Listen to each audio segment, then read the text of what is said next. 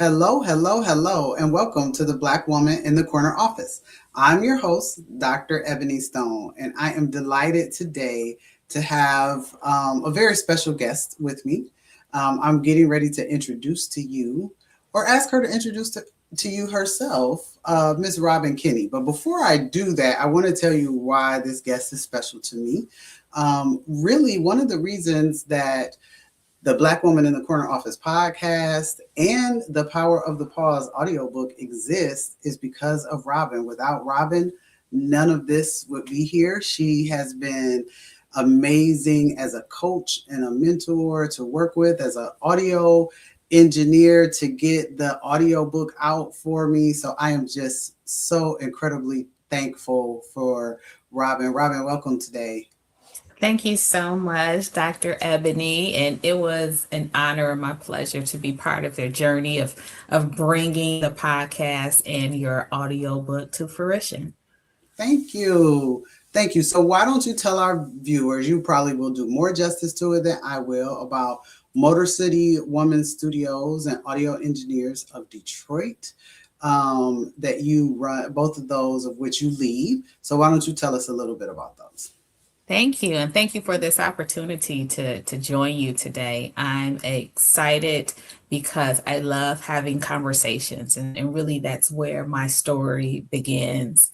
I grew up as a native Detroiter, and I have fond memories of hearing Martha Jean the Queen while riding in my mom's red Ford Tempo in the 80s. And that's where my story began, really, listening to this Black woman who not only hosted her own radio show, but eventually owned the radio station, which was unheard of in that time. So that's where the seed was planted for my love of broadcast, which then evolved into to podcasting, and the love of audio in general, and understanding the power of our words. So over the years, I first started with Motor City Woman, which in 2015, 2016 started as a digital radio station, which sought to just elevate the voices of women.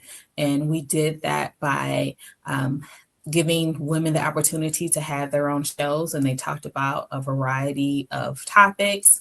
Over the years, that has gone on to become an audio post-production company where we're supporting women-led podcasts from all over the country.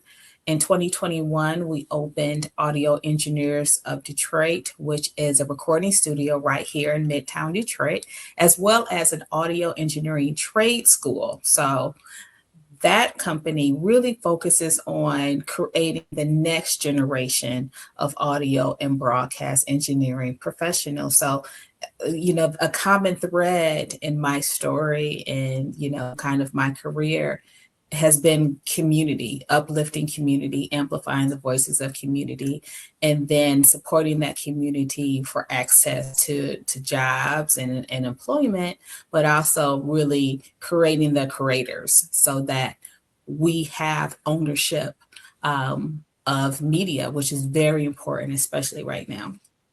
Absolutely. So, listen, you guys, I'm going to tell a little story. I hope that's okay. So this season, we are talking about community, and I'm so glad that you brought that up, Robin. So Robin and I recorded this episode to be aired in season one. And I am at home working, through all of the things, and we recorded, and the conversation was great. And then in post production, we kept hearing this voice say, Bluetooth connected. Bluetooth disconnected. And nobody knows what happened. Nobody knows where that came from, why it was in the audio, right? We couldn't get it out. And I said to Robin, but maybe. So I recorded, I think we put out 22 episodes. I recorded like 25 last season. Robin's was one that could not, the only one that could not be put out. The others were just saved for this season, right? But Robin's just could not be put out. And I'm like, how is this possible with the audio engineer, the person that does podcasts all I the know. time, the person that has helped me with my audiobook? But I think everything is in divine order. And I Yes. think that God was like, no, this conversation is not for season one because it would have Wow. been out. Yeah, I think it was for season two because you talked Wow. about building community. So I really just want to push in there a little bit. Okay. So I wanted to share that story, right? But before we get into building community, I want to take a step back and talk a little bit about prior to Motor City Woman Studios, Mhm. what your career journey kind of looked like between the Ford Tempo, right? And if you're from Detroit, Mhm. you know Martha Jean. Like there's no way you're from Detroit and you don't know Martha Jean the Queen, right? But between riding in your mom's Ford Tempo and when you started Motor City Woman Studios, tell us a little bit about what that career journey looked like and if there were obstacles that you hit along the way. Sure. Well, my career started with me coming back home to the city in early 2000s after college, and really having a career in business and economic development. I always had a passion of working in my community. That was just something that was instilled in me by my mother. I grew up seeing my mother wash, iron, and give away clothes and volunteer in events. So it was just natural for me for my first job, which I was an AmeriCorps intern, to be at a nonprofit organization on the east side of Detroit. And my job was to go door to door to the businesses within our business district and ask them questions about what they needed, what were some of their pain points. So that really helped me to understand entrepreneurship, but also helped me to um, understand networking and the collective strength of a business district. So I started with helping people start their own businesses, grow their businesses, and I'll say in the midst of all that, I thought of, gosh, wouldn't it be great if I could match my love of broadcasting, radio, and a business. But I wasn't even sure what that looked like. Here I was in my 20s, early 30s. And when I would listen to the radio, most of the shows weren't led by women. Now, this is early podcast days.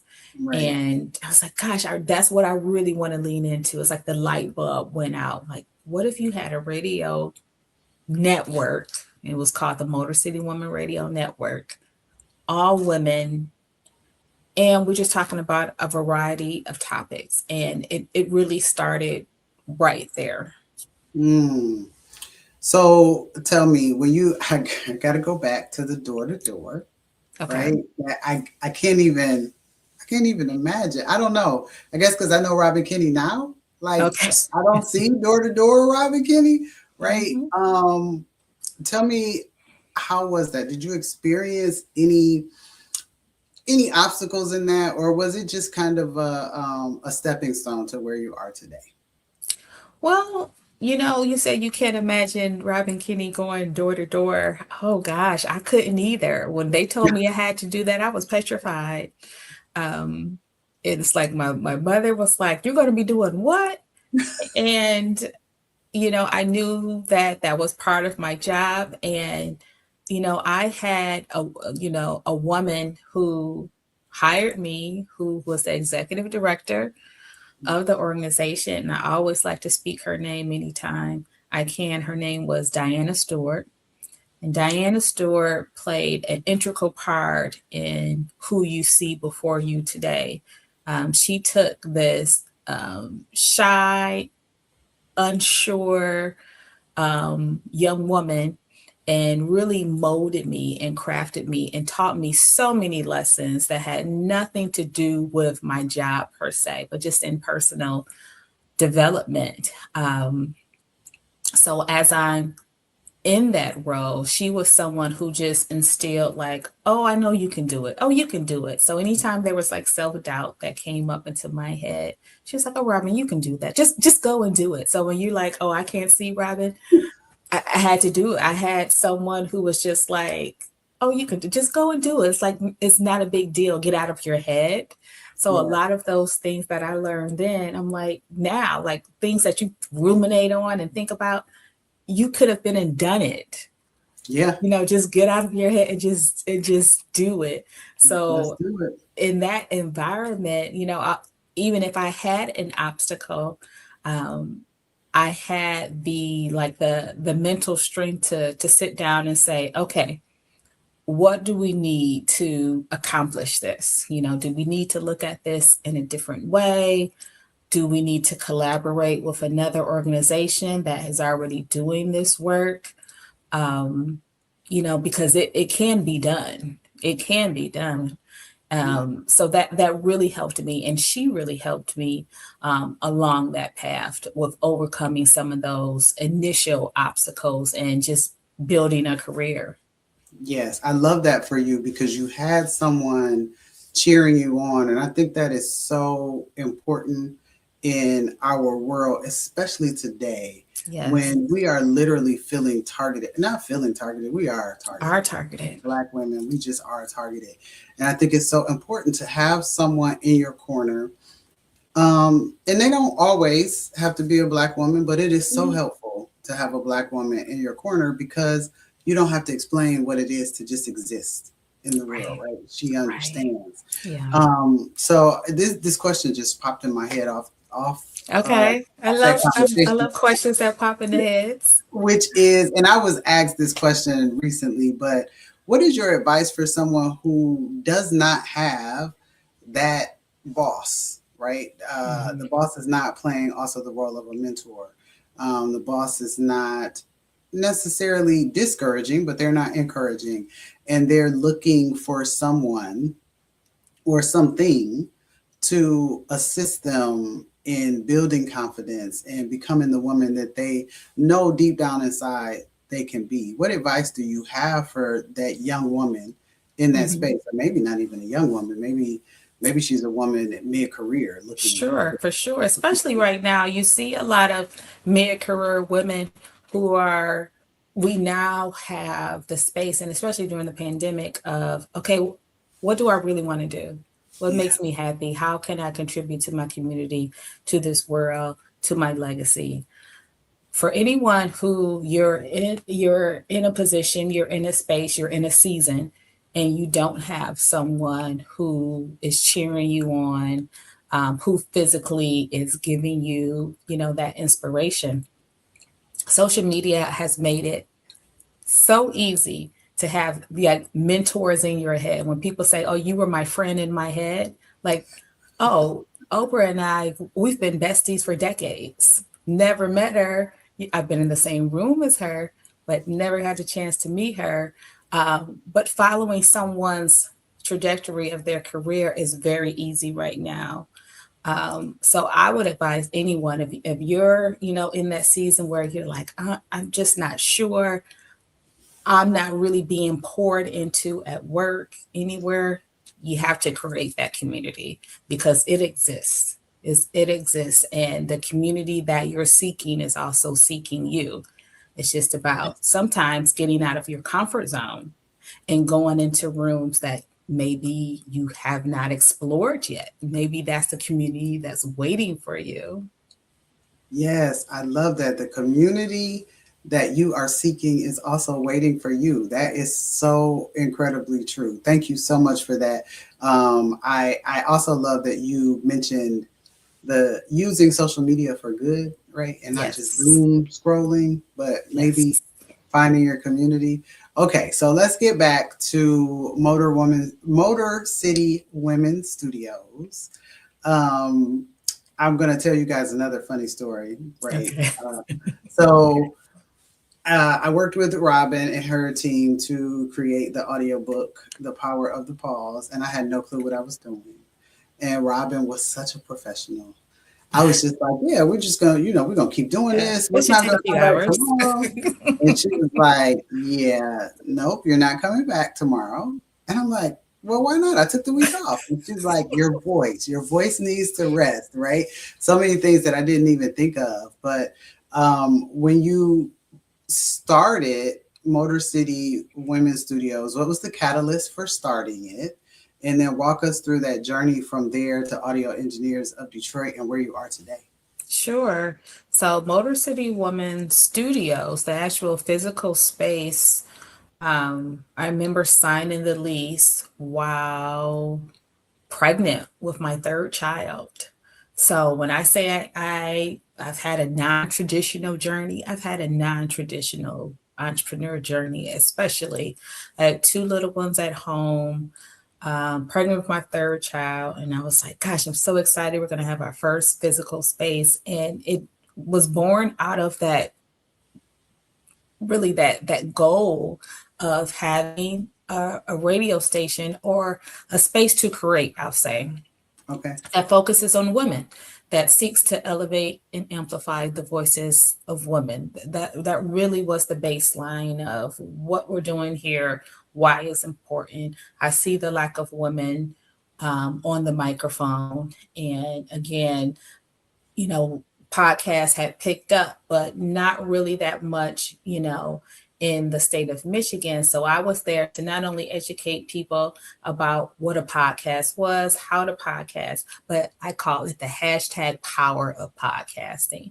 Mm, With podcasting, now you have the opportunity to share your story, to share a resource globally in an instant. And you didn't have to go through, a federal agency like the FCC and the radio station. You can upload an episode and someone clear across the globe could be listening to it within minutes. That's powerful. That's really powerful. So that's really what I focused on and what I communicated to people who were interested. So that's where our story started, with getting those stories out, giving people a space to create.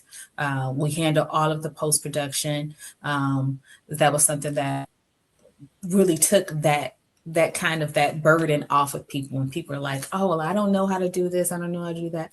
That's where we came in because we understood that that was a barrier for a lot of people.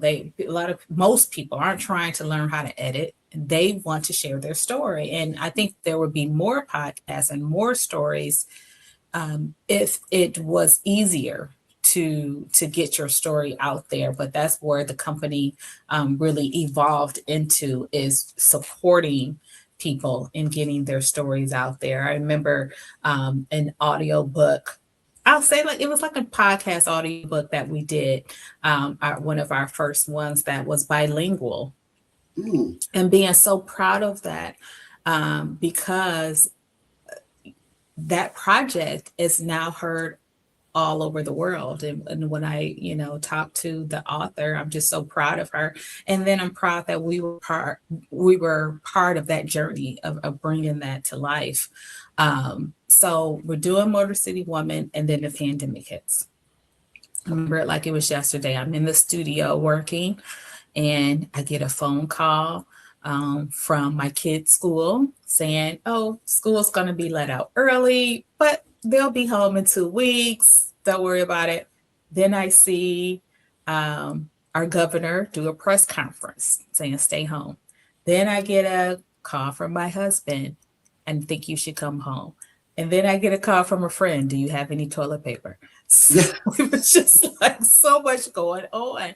And so, yeah, I went home, and as anyone knows, we were home for 2 years. Yeah. However, we had plans to open Audio Engineers of Detroit, and that was pushed back. That was scheduled to open the spring of 2020. It was a Oh, okay. blessing in disguise. Yeah, that was scheduled to open the spring of 2020, and we were just like, okay, that's not going to happen. Yeah, Alrighty. no, I remember those calls. Listen, I'll never forget. It was March 12th, 2020. I'll never Mm-hmm. forget it. It was Yep. March 12th, 2020. But Robin, I stopped at Sam's Club on my way home, so Did you? I was I doing the stopped at the habit store. I I had the stopped toilet at the paper store. for anybody that needed it. So what was it like to just kind of, I don't want to say put your dream on hold, but to have literally that hurdle of the pandemic put in your space when your studio, it was a physical space that you were Mhm. looking to build that you could know, like you can't bring everybody into your home. Right. So what was that like? See, that's the thing, Dr. Ebony. It didn't put my dream on hold. It refined it. Uh, Being home for that time forced me to really look at the operations of our companies. During that time, I launched a digital course for people who wanted to learn how to podcast from their home. During that time, um, our out of state clients, went through the roof and inquiries went through the roof. During that time, we launched the Motor City Woman podcast, the Motor City Planner for podcasters. So we start looking into products and not just services. And that was mm, really important for any entrepreneur in the service business. You want to try to have a complementary product that then you can ship anywhere, and yeah, that people can buy while you're asleep. Because during that 2 years, we still have bills, we still have overhead. And yes, so, yeah, because the rent didn't stop. it sure did. And I remember negotiating with landlords. Yeah, all of that. I still had rent to pay. And so it really refined my vision. And it really helped me to look at, okay, what are some other ways that this company can make money outside of being a physical recording studio? So I learned a lot during that period. Yes, and that, let's not forget, you're doing all of that with three children now because you have an infant at home. Mm-hmm. Like that just blows, Homeschooling, yeah, blows my mind because I was trying to all of work in it. homeschool and didn't have an infant. Ooh, You throw an infant in there, yeah, I yeah. cannot even imagine. At that point, he was 4. Yeah. I can't. Oh, he was Hmm. 4. Okay, So so he started kindergarten during the pandemic, towards the end of the oh pandemic. wow. I Okay. remember him starting virtually and then him going to a classroom space at kindergarten. Yeah. How was that for him? Um, I can't, when I think about it, my children were in very transitional spaces Mhm. when the pandemic hit. And I know what that did to their educational journey, being in sixth and ninth grade when Wow. the pandemic hit. I can't imagine kindergarten. Like, Hmm. oh, I'm just, I've been looking forward to it. Everybody else gets to go to their first day of kindergarten, and I get to get up and get on a computer. Yeah. Like, I can't. How how did um how did that impact you and the work that you were doing, dealing with essentially a older toddler having to Right. learn at Ah, home? I had to go with the flow. Go with the flow. I'm really agile. Okay, If this doesn't work, okay, let's try this, let's try that. And I remember being, working from my dining room table and being in meetings, and, there'll be a random kid that walk by. And I remember I had to remind someone, hey, we're working in their home. They're not correct, walking through our office. Okay. So that correct. mindset shift of we're all doing the best that we can. It is what it is. I'm not going to act like I don't have children. I'm working from home and there's children here. So I'm going to do the best that I can. I'm going to be professional. But I think that's something that women can struggle with. Yeah. I've seen a lot of stories where women say, oh, they want us to work like we don't have kids, and they want us to mother like we don't work. And that's where Mm, you can get overwhelmed, and you can, a lot of issues can come up when those two very important important aspects of your life aren't in harmony. And that, it takes a lot of work to get it there. But that was just the truth. I would tell people, hey, we're working in their home. Okay. Yes. And I'm going to do what I can, of course, for them to be quiet. It wasn't complete chaos, but yeah, Right. there will be times where I say, give me a second, someone's asking for juice or whatever, and I'll come back. So yeah, I think it was fine. I think I learned a lot about myself. I learned a lot about running a company Yes. from your home. I learned all of that. So I wouldn't give anything. Maya Angelou, I wouldn't give nothing for my journey now.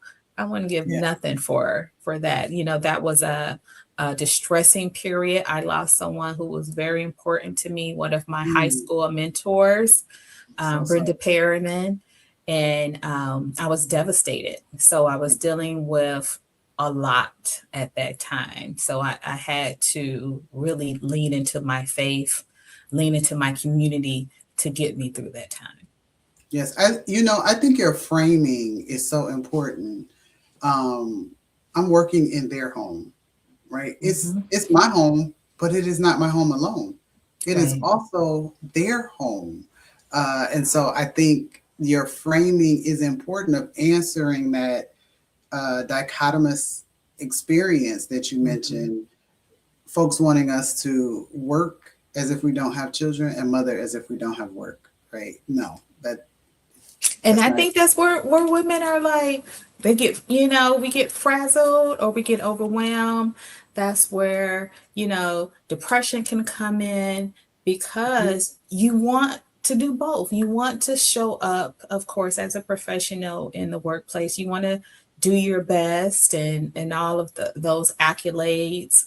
Mhm. But you also have these humans who you've brought into this world, who are looking to you to Yes. shape and mold them.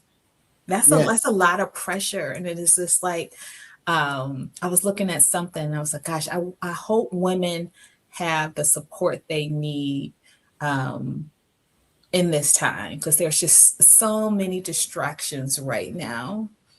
And So many. so this podcast is really should be like required listening for Thank women you. in that, and you're welcome, in that midlife. I'm midlife in it, and in a career with children where everything is important. You can't say, oh, well, I'll give to that, that's not as important. No, when everything is important, you really have to have the mental space, the community, the outlet. One thing I see that a lot of people don't have, which is unfortunate, is an outlet, a hobby, an activity. One of my favorite questions to ask people at a networking event is, what do you do for fun?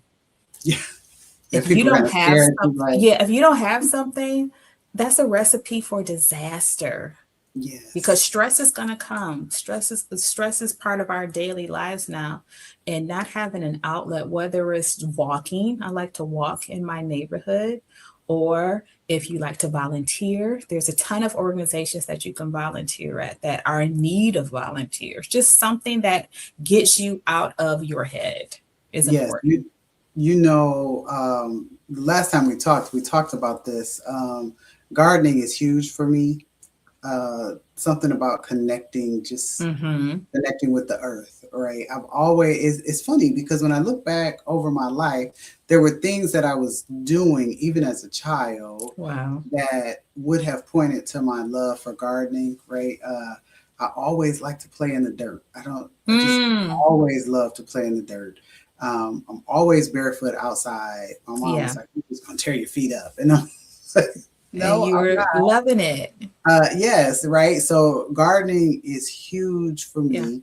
I also love to dance, love to travel. Haven't done as much of that the last couple of years, but I'll get back to it.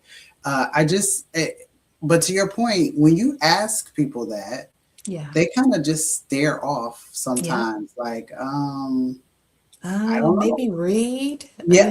Yeah. You're like, well, what's your favorite book? Or what are you reading? And they're like, Yeah. I haven't read in a I don't while. know. You're like, oh gosh, come Yeah. on. Yes. Yeah. So I support that. If you are listening and you don't have a hobby, girl, go find one. Like And get your it's so easy to, Parks and Rec, no matter what city you live in, there's a Parks and Rec department and they yep. have free or low cost workshops, sewing. I went to a belly dancing class. So every quarter I try to do something different, try to get myself out of my comfort zone and just be silly because you need that balance in your life. Yeah, because if you don't like it, you went one time. Just don't go You went back. one time. It's not that That's big a it. deal. It's like $25. Like, Right. it's My okay. mom just took a computer. I, I I don't know if it was computer. Like it was just I don't know what they called it, but they were teaching seniors to use their computers and cell phones and that type of thing. Like her first homework assignment was to take a Okay. selfie. I thought it was Okay. so cool, right? Um, That's cute. but my mom was like, I really didn't learn much because she is, to be her age, I think pretty technically savvy. She needs some help with Hmm. some of the more advanced things, but pretty Okay. technically savvy. But she had a blast I'm just sure. with one of the people that she met in the class. Like she would come home and talk about how they laughed together about Hmm. some of the other things that were going on in the class. And so sometimes maybe it's not even the subject of the workshop or the class or the space that you go to, but you meet people that are Hmm. like-minded. And I think Yeah. that is important too to Yeah. allow you to release.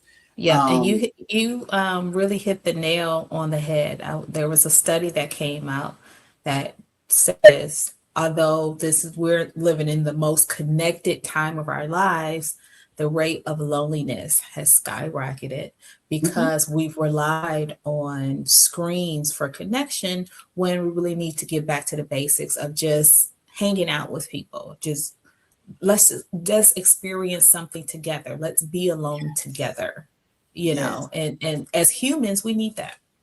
being in physical space together.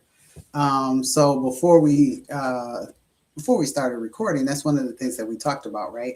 Um, this season kicked off with people being physically in space together, us doing a podcast, not just two people talking and you listening later, but a panel discussion with an audience and people being in space together. And we'll be doing more of that because I think it's important for people to come together. It's cool to listen and learn, and I love the podcast. And to your point, the podcast, I think last time I checked, had been listened to in like 25 different countries, which blew Lovely. my mind. I was like, wait, what? People are listening to me on the other side of the world.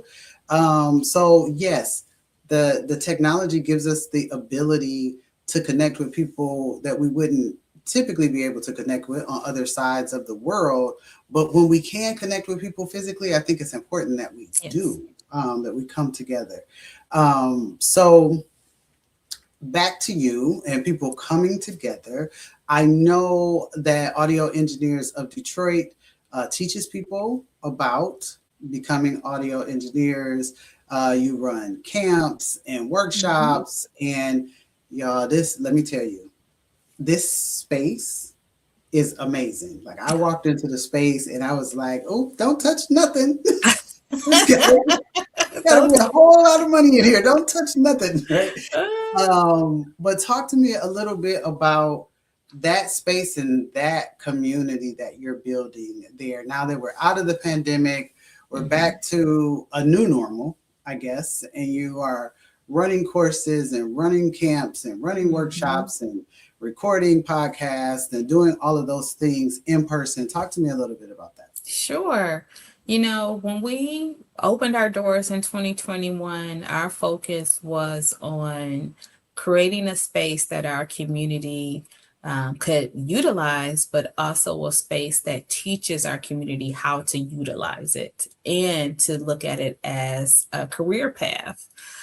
So the 52-week curriculum focuses on everything from working in a studio, a live sound venue, let's say a hotel, a concert venue, going on the road, but also working for yourself as a music producer. So there's so many different career pathways when it comes to audio and broadcast that we wanted to educate the community on, because these are lucrative careers. And the basic degree you need for some is either a bachelor's degree, which goes into our collaboration with Ferris State University.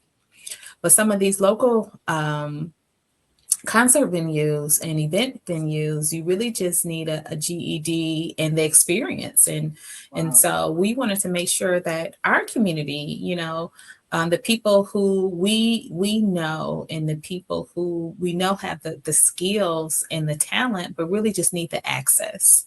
And Yeah. that's where we wanted to fill in that gap between employers who are looking for people with the skill set and people who have an interest in this career but really don't know how to get there. So, the Audio Engineers of Detroit, we are celebrating our 5-year anniversary this summer, which I'm so excited about.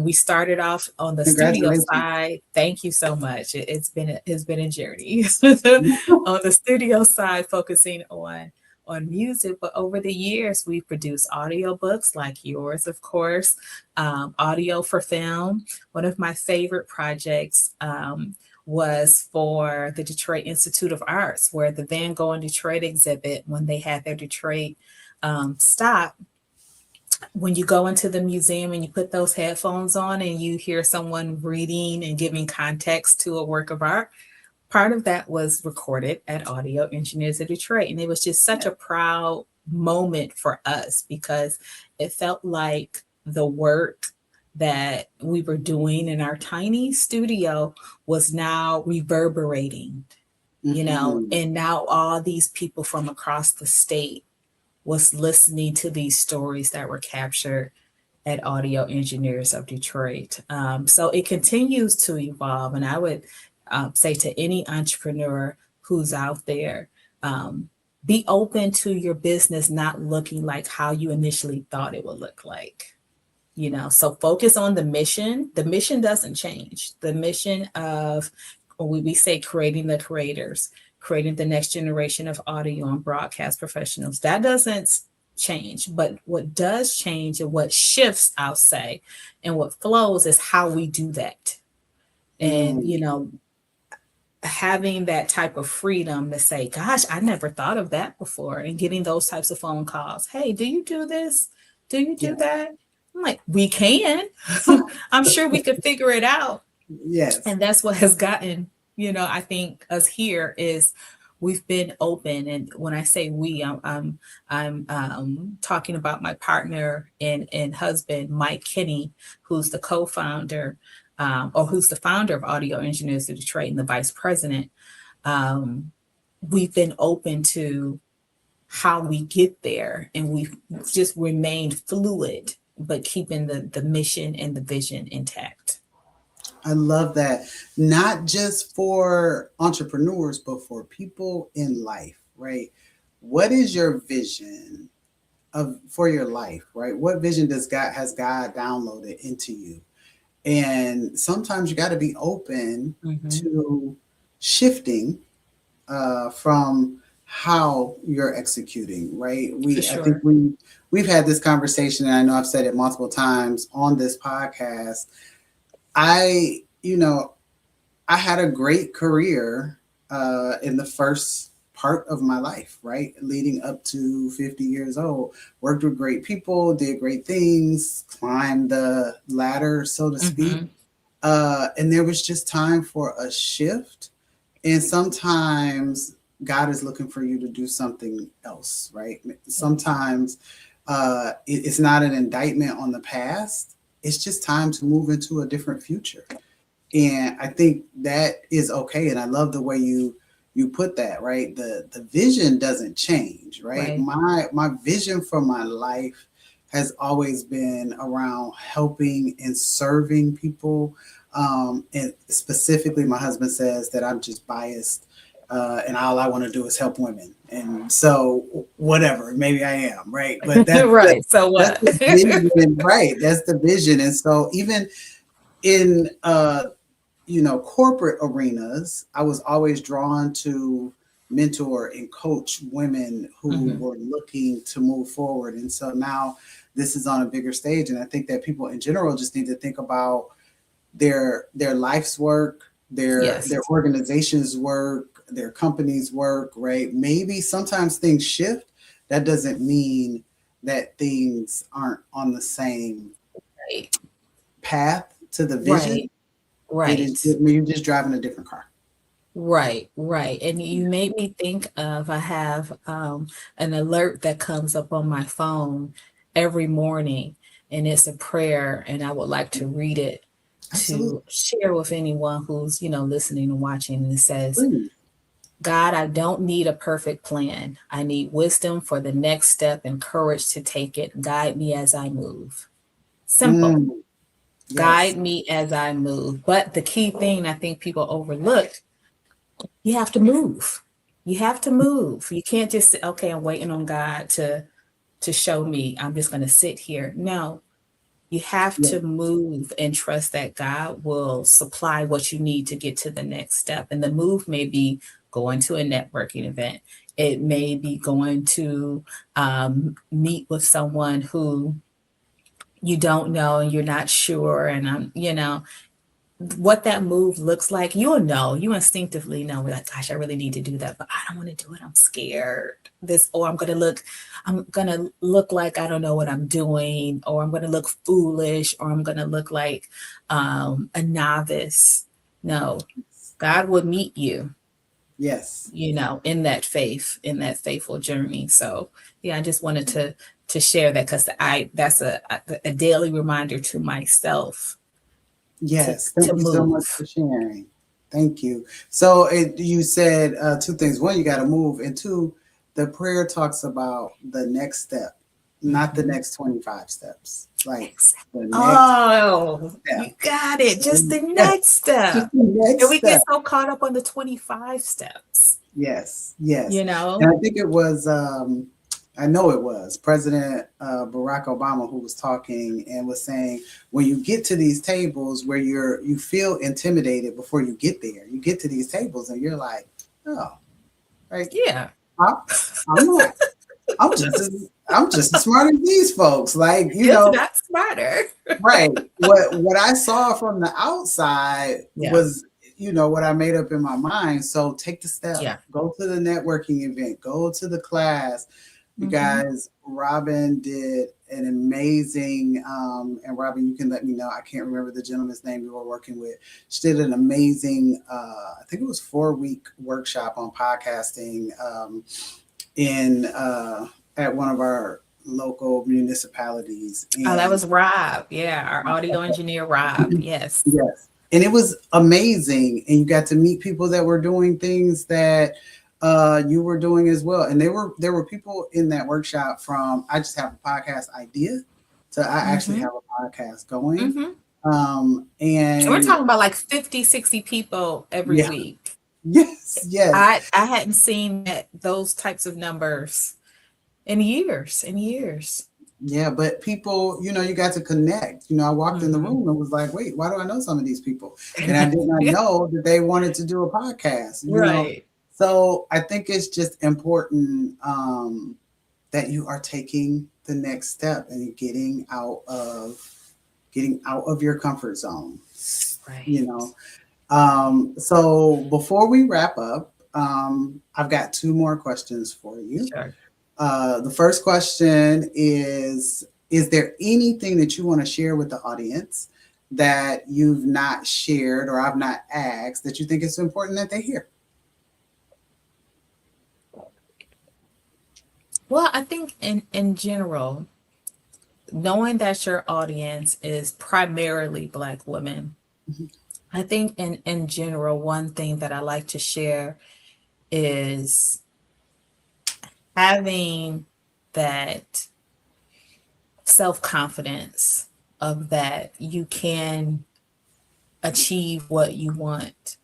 You may have a desire or you may have a goal or a vision for your life, and you're like, this doesn't make any sense at all. I can't do that. You have that desire for a reason.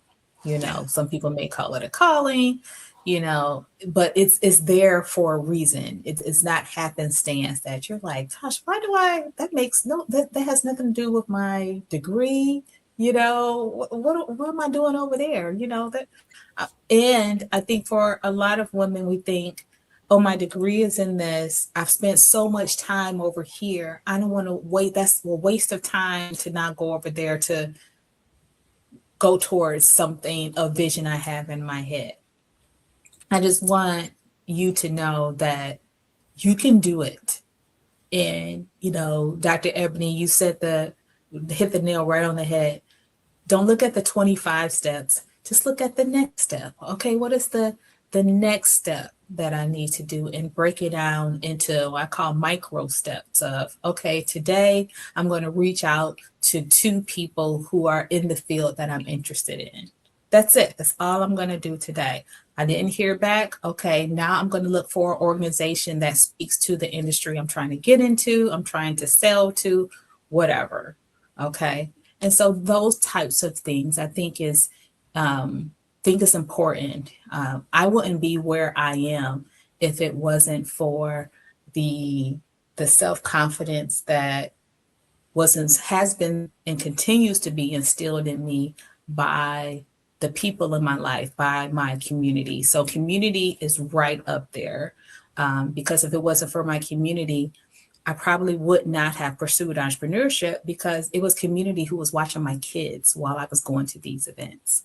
It was community who connected me with the financial resources to purchase the equipment for this business. So, never underestimate saying, okay, this is what I need.